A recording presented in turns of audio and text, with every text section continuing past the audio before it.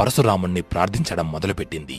ఆ ప్రార్థనలు అంబాదేవికి 100 అడుగుల దూరంలో ఓ గుహలో కూర్చొని తపస్సు చేస్తున్న ఓ ముని దివ్య దృష్టికి వినబడుతున్నాయి. ఎంతో కాలంగా తపస్సులో నిమగ్నమై ఉన్న ఆ ముని కళ్ళు ఒక్కసారిగా ఈ ప్రార్థనలు కారణంగా తెరుచుకున్నాయి. చీకటి గుహలో ఆ ముని యొక్క ఎర్రటి కనులు వేటాడడానికి సిద్ధమైన సింహపు చూపులను తలపిస్తున్నాయి.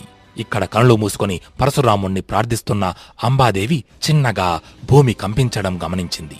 వెంటనే తన కళ్ళు తెరచి చూడగా తన ముందు భూమిలో కూరుకొని ఉన్న గొడ్డలి దానంతట అదే గాలిలోకి లేచి తను చూస్తుండగానే అత్యంత వేగంగా గాలిలో ఎగురుకుంటూ ముని తపస్సు చేస్తున్న గుహలోకి వెళ్ళిపోయింది.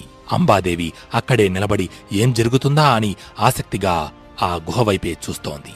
అప్పుడు ఆ చీకటి గుహలో నుండి చేతిలో గొడ్డలి పట్టుకుని గంభీరంగా నడుస్తూ ఓ వ్యక్తి బయటకు వచ్చాడు. అతడే